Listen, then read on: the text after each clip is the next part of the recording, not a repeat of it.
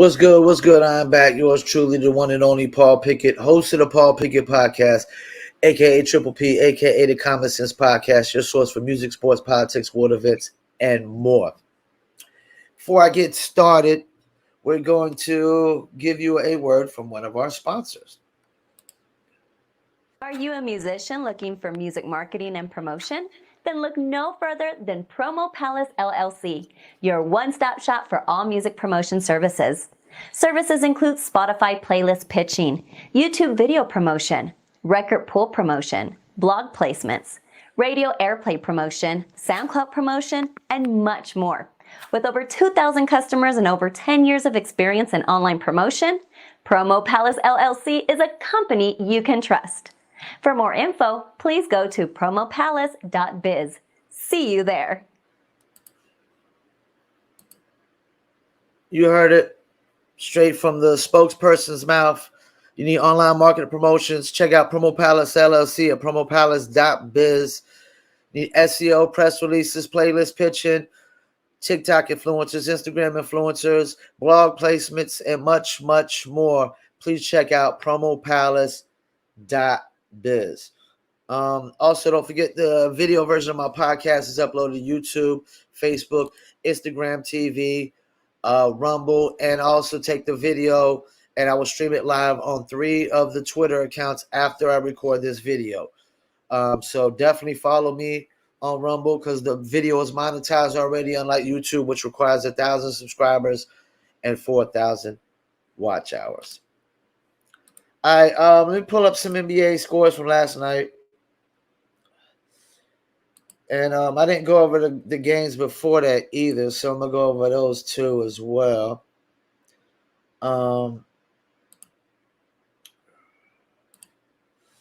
So Milwaukee beat Boston in game 1, 101-89. Chris Middleton is out still, but Giannis, I mean, he still got a legit starting five. Drew Holiday, Wesley Matthews, Brook Lopez, Giannis, and Bobby Portis. Bobby Portis gave you 15 points, 11 rebounds, 1 assist, 1 steal. What more do you ask from a guy that comes off the bench and starts?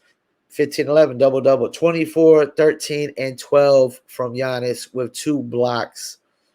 Yeah, 5 turnovers, but 13 rebounds and 12 assists. Triple-double. Brook Lopez gave you 6 and 10. He didn't score much, but he gave you 10 rebounds with 3 blocks and 1 steal. You know, that's the thing, man. The Boston Celtics can clamp down on defense, but so can the Milwaukee Bucks. And Milwaukee Bucks are longer and taller. You got 25 out of Drew Holiday, 5 assists and 9 rebounds, almost a double-double with 3 steals to go along. Wesley Matthews had a steal. Grayson Allen had 3 steals off the bench with 11 points. Grayson Allen, I mean, I'm not a fan of Duke players at all, but he's one of the better Duke players in the league right now. I mean, he really is. He's asserting himself right now. He's probably going to be the next JJ Redick, man. He's still young. He's only been in the league like, 3 years, I think? 2-3 years? You got 8 points from Pat McConnell, and then we go to Boston. You got 21 from Jason Tatum, but he shot 33%. Al Horford, 4 for 11, 12 points, 36%. That's the thing. They just missed a lot of shots, man. Jaylen Brown, 12 points, 7 turnovers. That's not good. And missed a lot of shots, 30%. Marcus Smart, 27% shooting. Grant Williams off the bench, 33. They just had a bad shoot night, 25, 33, 33. I'm thinking, man, like this is going to be a long series, I'm thinking that Boston is going to figure out, they're going to adjust. I don't think they're going to all shoot 30% or lower next game, except for, of course, Robert Williams, but he only took 6 shots. He only had 6 points, 8 rebounds. Yes, Milwaukee won the first game, which is on the road But I'm thinking Boston probably wins next game. And if they don't, series is over. You go down 0-2 on and you got to go back to the other team's home. You're done for. Man, hold up. So Golden State beat Memphis in game one by a point. Ja Morant missed a layup at the end. It was a very bad shot. They were ready for it. They knew where it was coming. This is why I think not having veteran experience is going to hurt um, the Memphis Grizzlies. Not having that veteran experience is really going to hurt them. Klay Thompson put up 15 points, 17 from Wiggins, 24 from Curry, 31 from Jordan Poole. And before I get into this Jordan Poole thing, Jaren Jackson had 33 points. I mean, he did his thing. 34 from Ja Morant. Really, it was Desmond Bain had an off night. He shot 30%, 3 for 10. And Dylan Brooks. If Dylan Brooks and Desmond Bain hit their shots, they win this game. They win this game. But the fact that they didn't, and that last shot that Ja Morant took, veteran experience might hurt him in this series. The lack of, because there's no veterans on the starting five. The only veteran is coming off the bench, and he hasn't even played this series yet, and that's Steven Adams. But let's get back to the Warriors. Jordan Poole, 31 points, 9 assists and 8 rebounds. One assist and 2 rebounds off of a triple-double. Warriors have got a good problem right now. This is what you call a good problem, because they got to make decisions soon. Jordan Poole at this point is better than Klay Thompson. I said it. I'm pointing at the camera. I'm saying it. I'm calling it. Jordan Poole right now at this point is better than Klay Thompson. Going into next year, Jordan Poole should be starting next to Steph Curry. If you want to move Klay Thompson to small forward, that's fine. Wiggins the power forward, Draymond the center. Hey, I don't know how you want to do it, but they got to figure something out, because I'm going to tell you right now, they got a good problem. And Klay Thompson being the asset he is, they could trade Klay Thompson and get something nice back for Klay Thompson. They really could. They could get some nice pieces of assets that could help them. They got Jonathan Kuminga, who's going to be pretty good. They probably got to trade Wiggins. To be honest with you, they probably got to trade Wiggins next year on the offseason, because he's got a big contract. And I don't know if he's a free agent coming up soon or when he is, but they got a good problem, man. They got a good problem, because Jordan Poole is ascending, man. And they're comparing him to Steph Curry. So if you guys do 2 Steph Currys in the backcourt right now, I mean, you still got Gary Payton II coming off the bench, Otto Porter Jr., Jonathan Kuminga, Toscano Anderson. I mean, the Warriors are looking good, and they could easily win this year. Okay, last night's games, you had Miami and Philly. This game was interesting to me, the Miami-Philly game. Miami won, but this is why it was interesting. Joel Embiid didn't play. And if Tyrese Maxey and James Harden and hit more shots, they just hit more shots, they're in this game. You got 27 from Tobias Harris, 19 from Maxey, who shot 40%, 38% from James Harden. If you get just like 20% more of these shots, and I mean, Shake Milton hit 33. I mean, it was a bad shoot night for even the bench players. They all shot 33% in their shots. Danny Green was 33%. Danny Green hits more of his threes. It's a different game. Tobias Harris was 1 for 4 for threes. That's the thing. They didn't hit none of their threes. They were very terrible in threes. 1 for 6 from Maxey, 2 for 7 from Harden, 1 for 4 from Tobias, 1 for 5 from Danny Green. Those shots go in, it's a different game. And Joel Embiid didn't play. If Joel Embiid was in playing this series, I would have to favor the Sixers.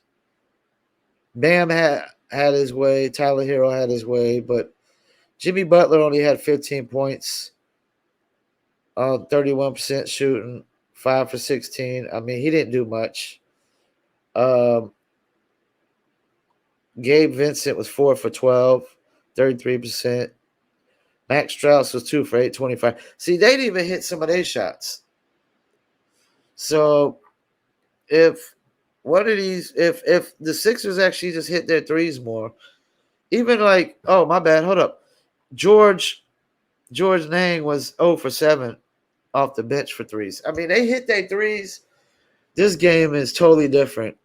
If the Sixers could just win one game and then Embiid comes back for the game 3, they still got a chance.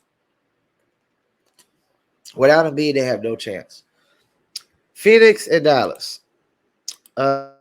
Phoenix won. Luka had a crazy night. Luka put up 45, 8, and 12 on 50% shooting, at 36% from threes, but 50% from the field. I mean, it's 50% from the field. We got 15 from Dorian Smith, Finney Smith. Jalen Brunson, he missed a lot of shots. He was 37% on 6 for 16. Jalen Brunson hits more of his shots. They win this game.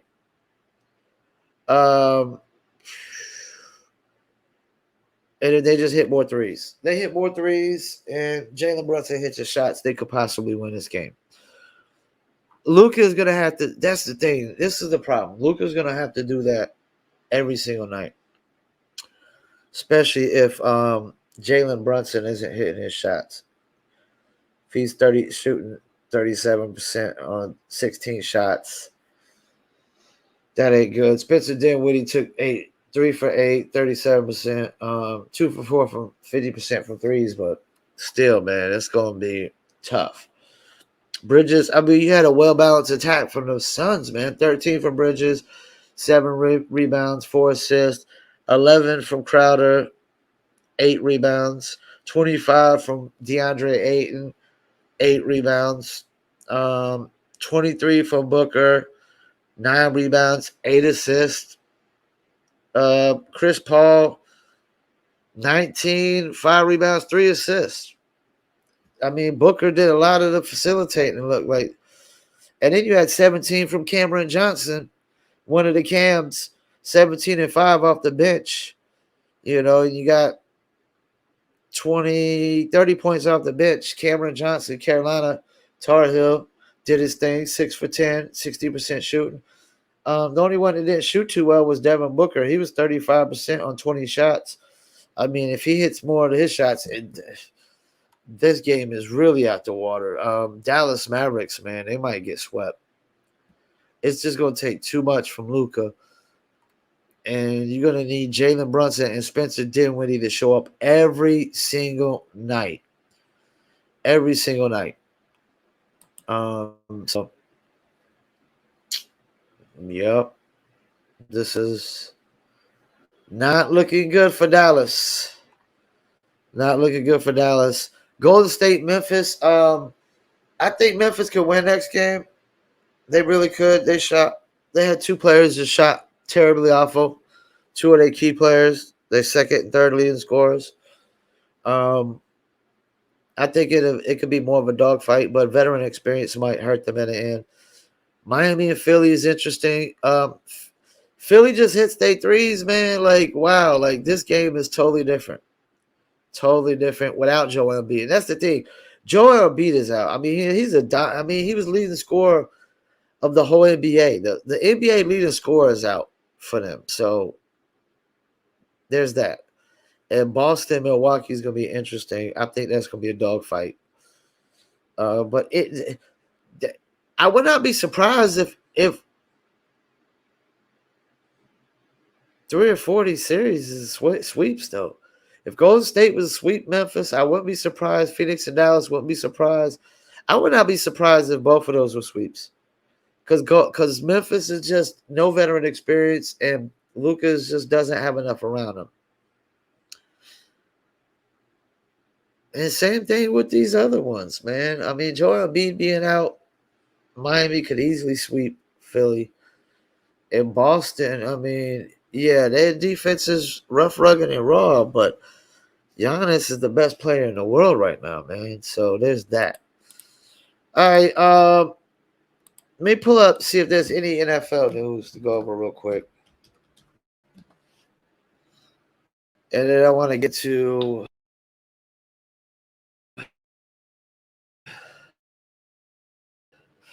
my top 10. Oh, Cardinals wide receiver Hopkins suspended 6 games for PEDs. Whoa.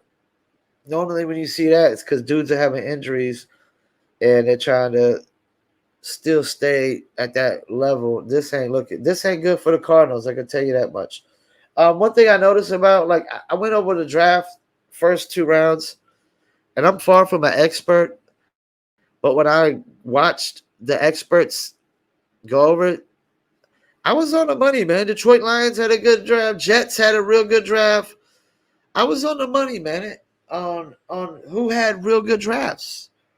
You know, I mean, I said the Jets had in my opinion, a good draft, based on how sorry they were and what they really needed to get better. And the Lions apparently had a pretty good draft from what people said. And the Ravens had a good draft. And, oh yeah, and Tyrann Matthews signs with the Saints. Um, Interested to see because Saints made some good moves. Saints made some good moves. It's really all about Jameis Winston, man. At this point, going forward, man, he's got pieces. You got Alvin Kamara, you got Michael Thomas coming back, and they drafted a wide receiver. So, yeah, the NFL is going to be very, very interesting. There's going to be a lot of parity. I mean, the AFC is moves. Denver did so great on the offseason. I mean, Denver upgraded. The Colts upgraded. The Browns upgraded. Um, the Bengals made some moves to probably sustain what they are. The Dolphins upgraded. Um, the Bills got a tad bit better on defense. I mean, it's just really all about Josh Allen and offense going forward and that defense sustaining, man. The Patriots really didn't do too good. The Cowboys is like, what are you thinking? But a lot of teams in the AFC really did good. I mean, even Jacksonville, we still got to see what they are with Trevor Lawrence coming in his second year and what he had to deal with Urban Meyer and the whole Tim Tebow thing at first, and also the the running back that was drafted with him in the first round from Clemson. He didn't play all last year because he got hurt. The Eagles upgraded with AJ Brown. Packers downgraded. I mean, there's a lot of teams that didn't make too great of moves. I'm still confused on Carolina. I hope we ain't thinking Matt Corral is the future. I mean, unless we start Matt Corral right now, what the hell, man? Sam Darnold is not it. Is not it. And the Rams, I mean, they look like they can win it again next year. All right, let me go with my top 10 TV shows of all time. First thing before I go to this list, I will let you know there's no comedy, no sitcoms on this. I don't think a sitcom can be a top 10 TV show of all time. And this is why. It doesn't have no suspense or drama. There's nothing on a sitcom that says, oh my God, I can't wait to see the next episode. The way the last episode ended, oh my God, I can't wait to see the next episode of a sitcom. It's going to be so crazy. And no, when I think of what makes a great show is I think about this last episode of Snowfall, which I didn't realize was the last episode of the season. Now I'm so disappointed because the last episode of Snowfall was just so crazy of what happened at the end. And just to give a spoiler alert, who anybody ain't watch it, last episode of Snowfall, Franklin robs Jam and Jerome and Louie for all that dope and money because they ain't try to help him after he got them in the game and put them with a position where they're at. And then he also tells the dude that Louis had the cop try to kill that Louis set him up. So I'm sitting there like, oh my gosh, next episode is gonna be crazy as hell. Oh my gosh, it's gonna be so crazy. And then come to find out that was the last episode of that season. So now I'm just like, wow, next season is gonna be all out war. And that's how a TV show, when I think of a top 10 TV show, that's how it should be. So I'm gonna start from the bottom and I'm gonna move my way from the top. And this is no specific order. No specific order, but top 10 TV shows. This one is actually a true story, but it was still like, oh man, it's crazy amazing. And I'm kind of, it had two versions of it, so I'm including two versions of it. Kind of like, and this is another thing. Before I get into this, yes, I'm a Law and Order fan, but I do not consider Law and Order as especially not SVU, as one of these top 10 TV shows of all time, because how many pedophiles and pervs can you see? I don't sit there and be like, oh my God, I can't wait to see what happens with the next pedophile and perv show on SVU. And I prefer probably the original Law and Order over SVU, even though they're both good. But there's never been an episode of Law and Order that's been like, oh my God, I can't wait to see the next episode of what happens. So there's that. So first one, Narcos. True story, but amazing show, man. Amazing show. And I'm including Narcos and Narcos Mexico because they're really one show with two versions. And it's all the same story, spit off. Narcos was amazing, gave you more insight of really. I think one thing I really loved about Narcos is that Carlos Quintero, I think that was his name, Rafa Carlos Quintero, was the guy who invented seedless marijuana. And seedless marijuana was really in the Narcos Mexico, really what brought these different narco factions together. You had Sinaloa and Juarez and Tijuana, and brought them all together was the seedless weed at first. And forever, people had just sticks and stems in a weed, and this guy, out of Sonora, a poor ass town at that time, and probably got a lot more money now because of the narco money, but invented it. So that was interesting, for me. And then it's true story, So Narcos is one of my top 10. Ozark is one of my top 10s. Ozark has been pretty amazing. Really pretty amazing. And a lot of these shows, don't get me wrong, a lot of these shows have a lot in common. A lot of them have drug dealers or kingpins or gangsters but that's what makes them so great and so dramatic, because there's just always a lot of crazy drama happening. So Ozark is one of them. Ozark is definitely like more of a Mexican cartel kind of redneck trailer park trash version of the drug cartel aspect, because Ozark is in the middle of freaking nowhere and in Missouri, and if I'm not mistaken, and it's a very good show, very interesting. Definitely has you like, oh my God, can't wait to see what happens in the next show. All the characters are casted very well. That's another thing about these shows that make them so great. The cast of characters have to be able to make it believable and pull it off as well. Another one on my list is Breaking Bad. Very interesting show. Chemistry teacher turns into the biggest or the best meth maker on the planet, basically. And that's the thing about quality. Quality always wins in every business. And I think that's what's so interesting about Breaking Bad. It goes to show you that quality always um, is number one. Like if you want a good burger, you got to go pay for a good burger. You don't go to McDonald's and Burger King and get those cheap cuts of meat. If you want a good quality burger, you're gonna pay more for it. And yeah, you might have been paying more for their meth, but their quality was so crazy and would have people so addicted. And it was just always drama, man, from like first episode on, man. Like once the drama started, it didn't stop. And that's what makes a great TV show to me. Once it starts, it never stops. And like, I mean, the cast was great.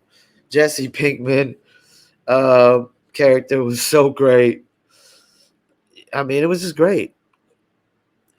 Snowfall is another one on my list, and I used him as an example earlier. Snowfall, which is also based on true story, is really supposed to be based off of the real Rick Ross. And of course, all these TV shows add a little bit of extra coating to it, a little bit of icing on the top, sugar coated a little bit, because you can't tell. Sometimes you can't just give the exact names and locations of some of these things where they happen. You can put people in jeopardy of, because some of these people might be like in witness protection and stuff like that. When you talk about like Narcos, which is a true story, and Snowfall, I'm pretty sure there's some characters off the Rick Ross story that might still be in witness protection. But Snowfall is very interesting because it goes into the CIA when they funded the Nicaragua communist wars with cocaine through California, through Oakland and South Central LA and stuff like that. Definitely a lot of the names are not legit, and some of the stuff is over exaggerated, but the main theme of the CIA selling coke to fund the war was definitely legit. Um, Game of Thrones. Who doesn't like dragons and things of that nature? Game of Thrones was a very good TV show. Cast was very great. All the cast did very, very well. Definitely was one of those shows that had me wanting to see what happened next. Basically, kind of story of a dragon queen that comes back to claim her ancestors' thrones. She's basically her ancestors are like, they got this, I guess, I don't know if it's the blood of the dragons or whatever, but they can't be burnt. They can walk through fire.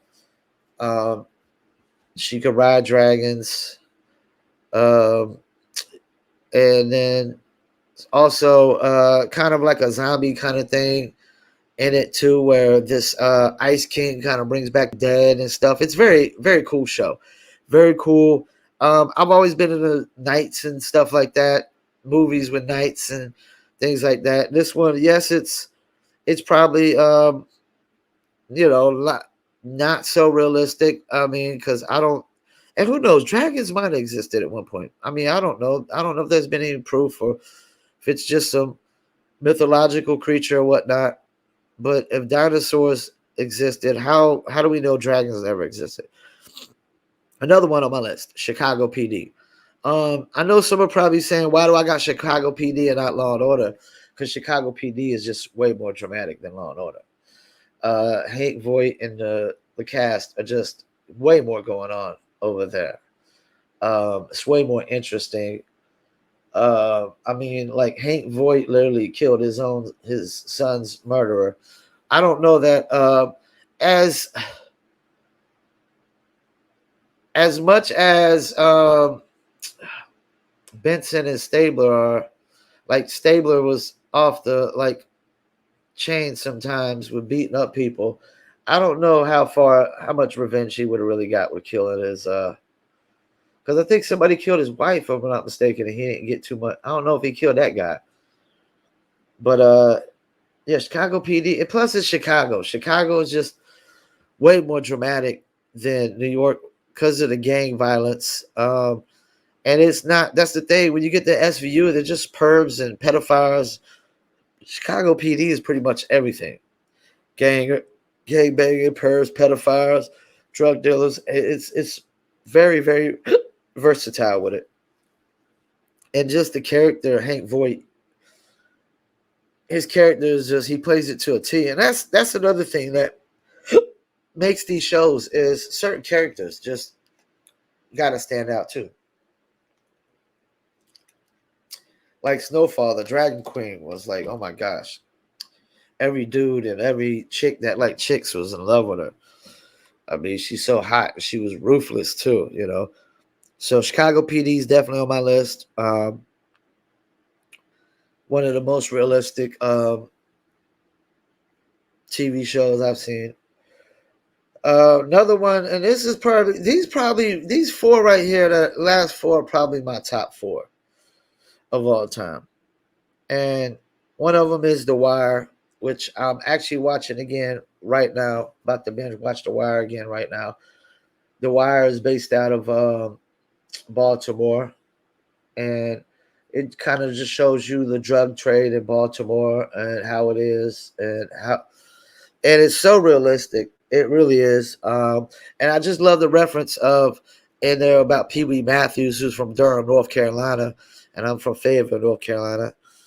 Pee Wee Matthews is really big in Durham history. I mean, he was one of the only black drug dealers to have a direct line into the French Connection, which they have a big reference of them into the Godfather of Harlem, which is probably going to be number 11 on my list, the Godfather of Harlem. Let me give Godfather of Harlem a honorable mention right now. It'd probably be number 11 on my list and could possibly move in.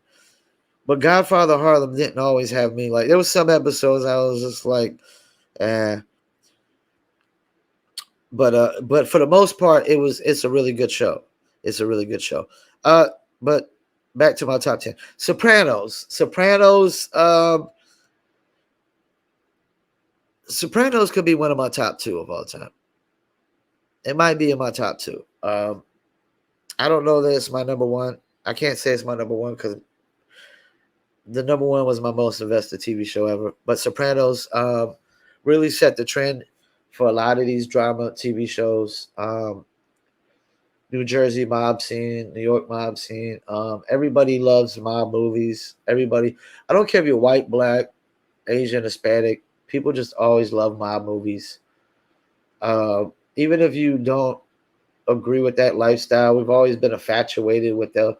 For some reason, American culture, we are infatuated with gangsters and gangster movies, and I guess it's you know, it seems like a cool thing to be, you know what I'm saying, in the movies or whatnot, till you really think about it, till you're dead there in jail. Because when you watch all these mob movies and stuff, and these mob, like, what was it? What was that one mob movie? The Irishman. You watch the Irishman, like everybody they name, they show you like when they died or how they died. Like all of them get whacked out and killed, or they go to prison. You know, so Sopranos set the tone. But these last two TV shows kind of correspond with each other. Definitely love these TV shows. I'm highly invested into these TV shows, and one is the Mayans, and the other is Sons of Anarchy. Sons of Anarchy has been the most invested TV show I've ever been in. Like I had to watch Sons of Anarchy every episode, every week. It was just the first episode of Sons of Anarchy. Like he literally goes to a convenience store to buy papers and rubbers, and notices a explosion out of the window of the convenience store, and the explosion is a building where Sons of Anarchy is storing their guns, where the Mexicans done broke in and stole guns and blew up the rest. So instantly it starts out with they're at war with the Mexicans, the Mexican biker gangs, and they automatically got cops covering it up. working on. It's just like the first episode, you could automatically just see where it's about to go. Like, whoa, like you know, it was the most of, and I think why I was so big on Sons of Anarchy is because you got the Italian mob movies, you got the urban gangster movies, um, you got the cartel movies, but or TV shows or whatever, but you never really had the outlaw biker movie or TV show that was just really big, and because you never really had that aspect, and just seeing the outlaw biker world, it's just like wow, it's amazing, and then their rules are a lot deeper and disciplined or organized than a lot of these gangs too. With and it is just interesting how like you can't go anywhere without your patch. You can't go in the club without your patch. You ride it. You got to ride places by yourself, and you can't take off your patch. And things might happen with other biker clubs. You might roll up on them, and it is what it is because it's and that's the thing. You got motorcycle clubs, and then you got the biker gangs. Motorcycle clubs are just got a bunch of old white guys or old black dudes that ride bikes together, But yeah, I just thought it was interesting because you don't really have that take the biker aspect of the outlaw world, the gang world. So Sons of Anarchy and Mayans are two of my top ones. I mean, the new season of Mayans literally started with the Mayans beefing, one group of Mayans beefing with the other, and you literally got like 100 Mayans at the gates trying to tear it down to attack like 20 dudes, and they survived through it, they survived through it. It was just, it's one of the most dramatic TV shows ever, man. Kurt Sutter is the guy who does Sons of Anarchy and Mayans. He also did The Shield, if I'm not mistaken, and he's done a great job, man. All his TV shows are super successful. But yeah, this is my top 10, man. Sons of Anarchy, Mayans, Sopranos, The Wire, Chicago PD, Games of Thrones, Snowfall, Breaking Bad, Ozark, and Narcos. And honorable mentions, I would say Godfather of Harlem. I'll throw in Walking Dead, and I will throw in Law and Order. That's probably my top 13 all time. And I just can't put a sitcom in there because there's no drama. It's not like, oh my God, did you hear that joke he said at the end of the last, Fresh Prince of Bel-Air? I can't wait to see what jokes he says next one. Are you kidding me? Get out of here with that shit. Crazy. All right, before we get out of here, I'm going to give you a word from another one of our sponsors.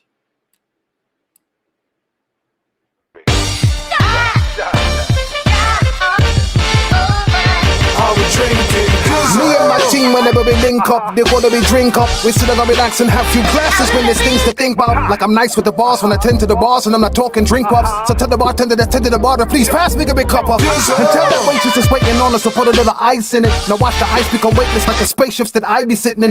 No wait and listen, no they're waiting for that tropical twist that'll tickle your taste buds. Now taste some. Yo, I insist it's the Drizzle.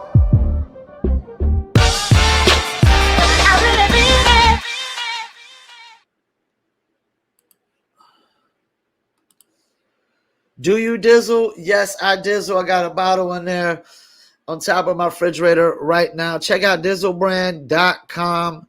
Mixture of agave tequila, cognac, orange liquor, mango mix. You go order the Dizzle Brand merchandise on the Dizzle Brand store. They got hats, hoodies, and t-shirts. Also, if you want to order your very own bottle of Dizzle Brand premium luxury liqueur, go to dizzlebrand.com, click on our locations, click the top 3 links, and you can order your very own bottle or bottles of Dizzle. Make sure you're 21 and over. And of course, at the end of that commercial, the guy holding up the glass with the lime in it, that was Mike Dizzle, the creator of Dizzle Brand, which was created back in 2001 and officially been bottled now for almost a year. So shouts out to Mike Dizzle. Shouts out to Dizzle Brand, Black-owned business. Shouts out to my guy, Chris Roker, mentor and friend. And shouts out to Livio Harris, owners of DizzleBrand.com. Check them out. Do you Dizzle? Yes, I Dizzle. You see it below. Also, don't forget that the audio version of my podcast goes to Spotify, Apple, Amazon, Deezer, TuneIn, Stitcher, Slacker, iHeartRadio, Player FM, and much, much more. This was episode 138. We're about 40 minutes in. We try to keep these below an hour. That way I don't got to cut them up in 2 pieces to stream them on my Twitters and whatnot. So once again, follow me on all those platforms. And we're going to end with a Paul Pickett podcast commercial. This your boy, the one and only Paul Pickett, host of the Paul Pickett podcast, a.k.a. Triple P, a.k.a. the Common Sense Podcast, your source for music, sports, politics, world events, and more. Please check me out 3 to 4 days a week on my video podcast on YouTube, Facebook, Instagram, and Rumble. And check out the audio version on Spotify, Apple, Amazon, Deezer, TuneIn, Stitcher, Slacker, iHeartRadio, Player FM, and much more. Peace. See you there. Once again, I want to thank you for tuning in. Peace, and I'm out.